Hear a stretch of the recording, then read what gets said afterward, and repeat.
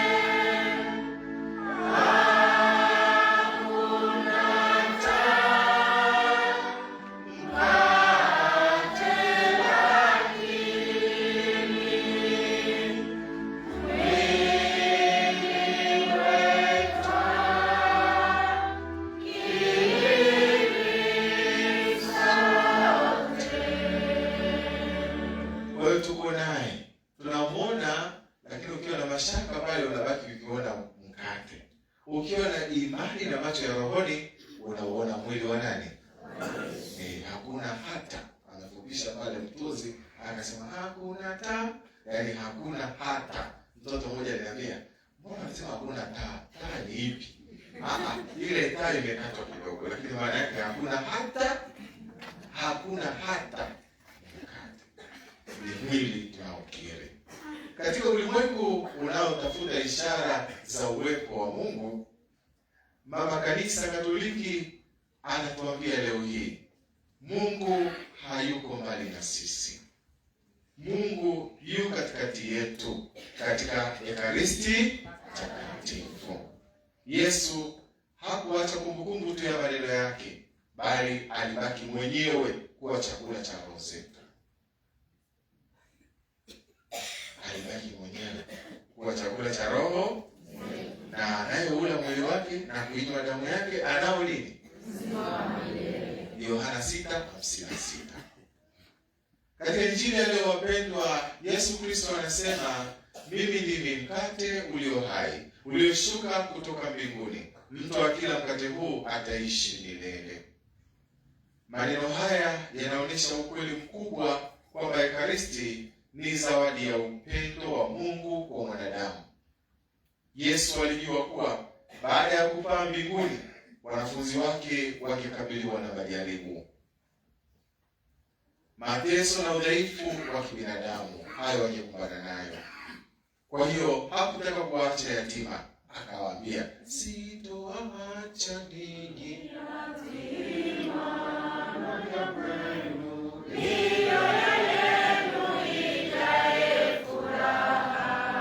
Aliamua kubaki nasi katika Ekaristi takatifu.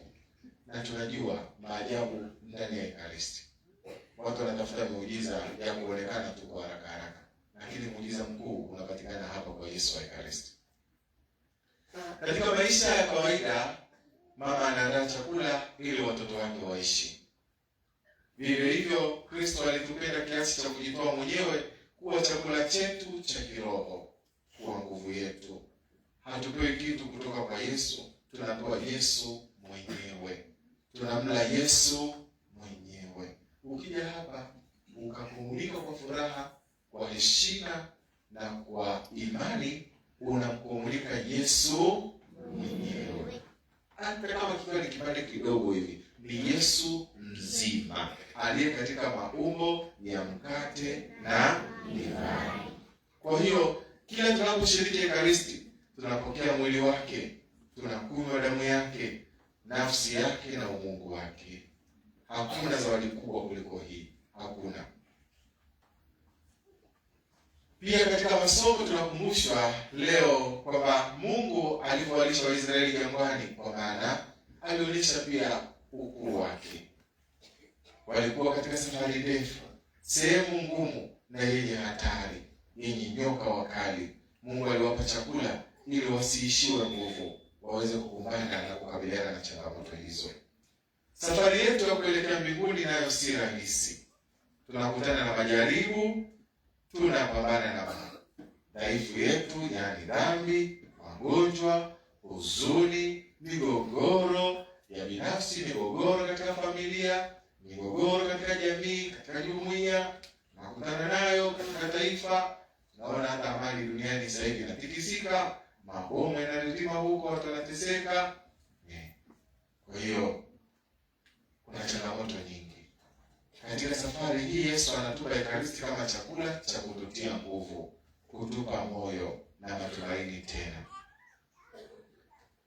Mtakatifu mmoja alisema, bila Ekaristi maisha ya Kikristo ni kama safari ndefu bila chakula. Unajua, ukitembea muda mrefu kutazima ujana maji unalegea. Kweli uongo? Ndio maana kanisa linatualika kushiriki misa takatifu mara kwa mara na kupokea komunyo takatifu kwa maandalizi yanayofaa, sio kwa mazoea, kwa maandalizi yanayofaa. Nakuwa natuongoza ule mtu anaupenda sana. Wateule wa Bwana, mbinguni mezani pake, Bwana awaalika enyi wenye moyo safi.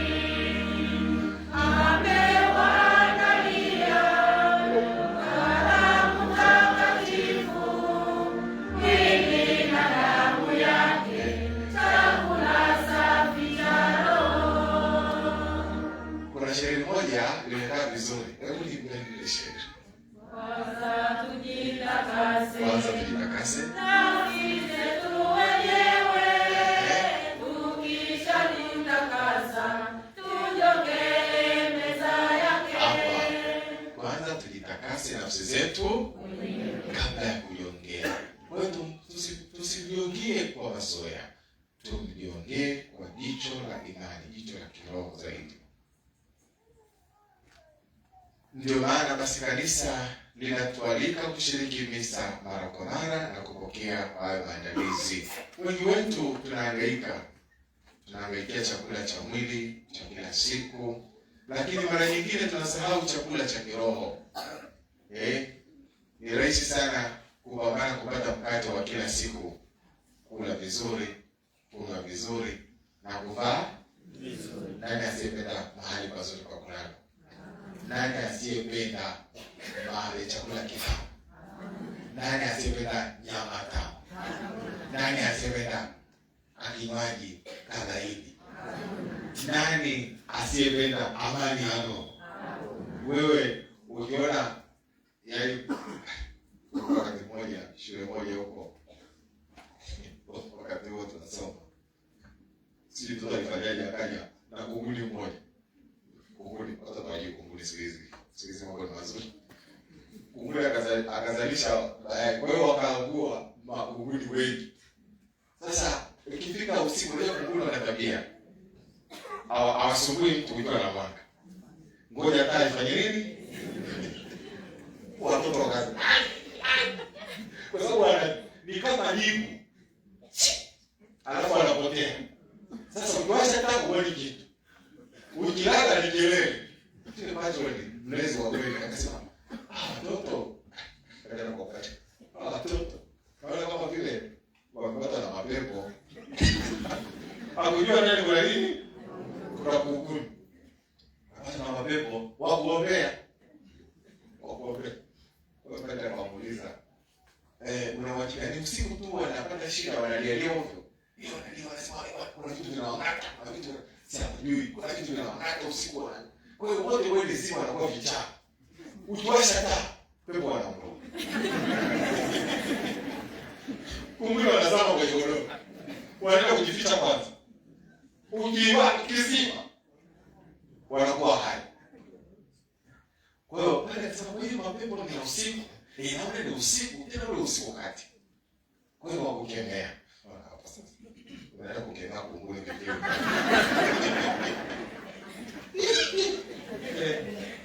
Kunguni. Alijiongeza. Baada akasema, "Hebu usiku, kama ni usiku kati, mnawalisha chakula cha kutosha. Usiku kuna njaa." Wakasema tunawapa chakula na ugali tunamwaga. Maharage yako salama, pale akaenda kucheki sote alikuwa kwenye bodi, akaenda kucheki. Akaona kile kilikuwa sawa. Akasema ngoja kabla hatujaenda kwenye pepo usafi. Sasa angalia usafi wana nini? Akaenda akamtoa na sister wa afya huko. Akaenda wakakagua sasa. Pale akasema wewe pepo ndio hapa, nende mafuta. Bila ndio ndio kuna sawa. Kwa hiyo ikabidi watu taratibu wanajua namna wakaanza kunguni, wanawasha na moto, wanafanya nini, kuna vitanda vinatolewa vyote, kwa sababu ni vitu kwenye chaka huko chini, wakatoa vitanda, kuna namna wanawasha ule moto, haunguzi chaka lakini unaunguza wadudu. Wao wanajua, wao wataalamu wakafanya hiyo kazi. Kwa hiyo ndio pepo wakai. Pepo wakafanya nini?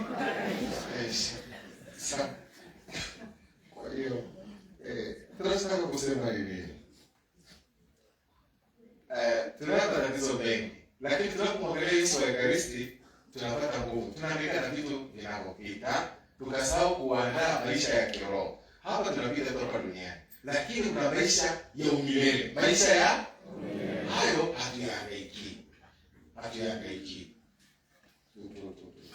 Tukipata na changamoto, badala ya kutafuta suluhu nzuri ya kiroho, tunatafuta njia za shortcut. Kama yule mwalimu alikuwa anasema, tukaondoe nini?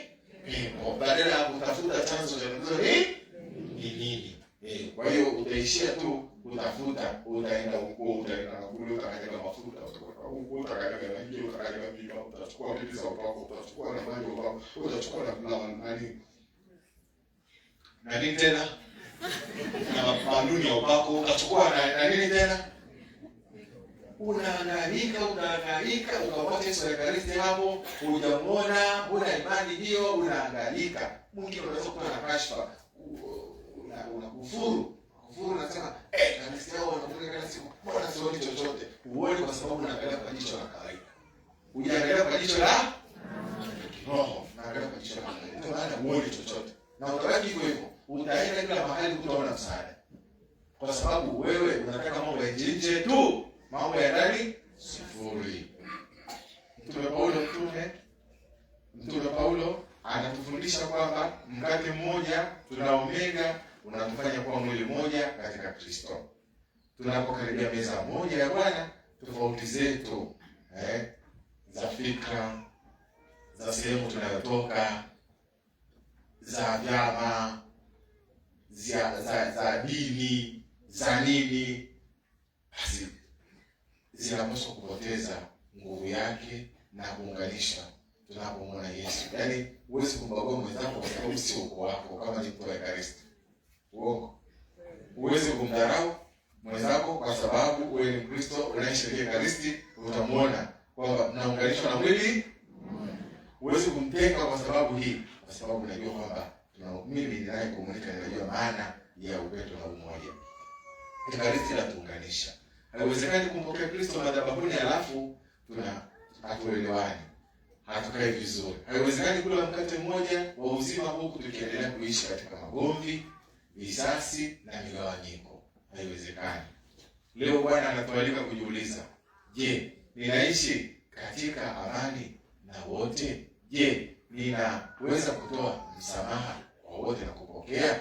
Je, ninaweza kujenga umoja mimi mwenyewe na familia yangu na mke wangu na mume wangu na wote wanaonizunguka? Ninaweza kujitoa katika kanisa, kwanza nikianzia kwenye jumuiya, kwenye kanda mpaka kwenye parokia yangu? Au ni mtu wa manunguniko tu na upinzani? Ninajitoa.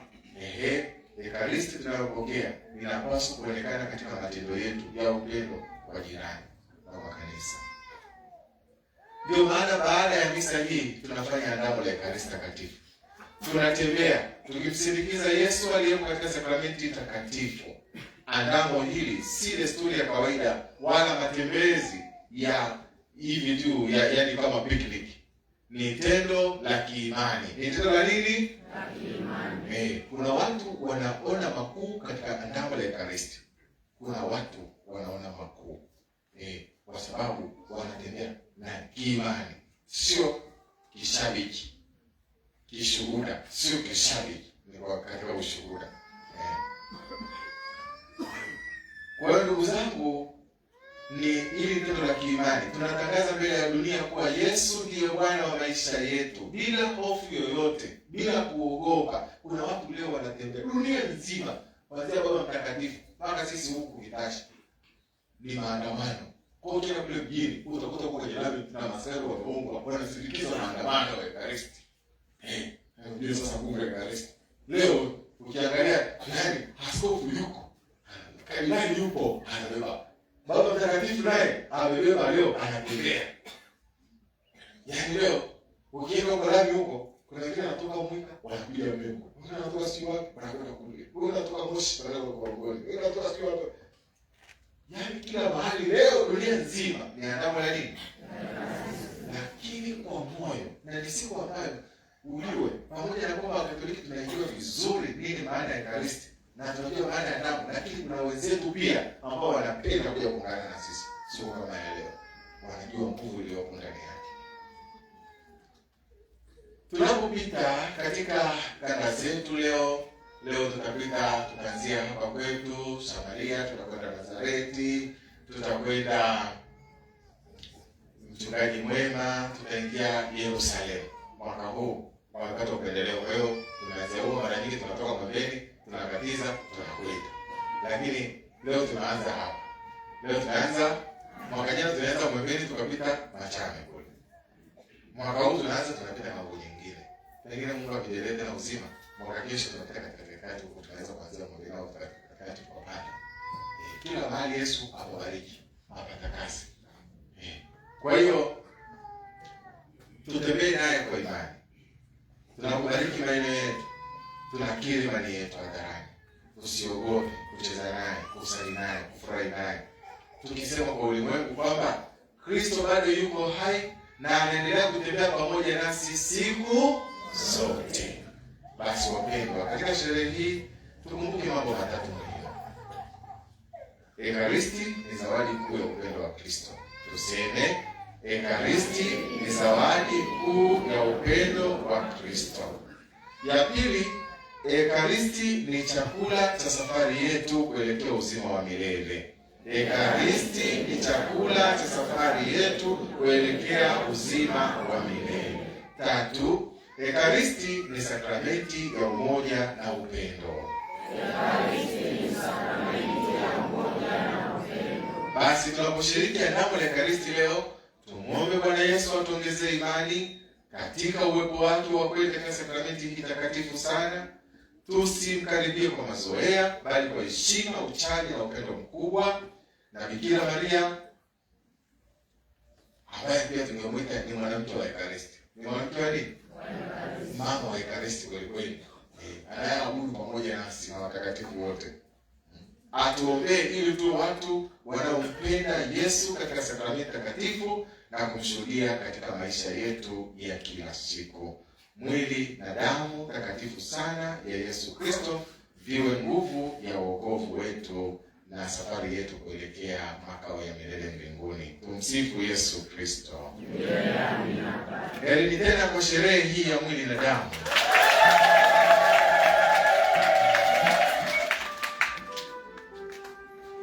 Sasa nawaalika tusimame tukiri imani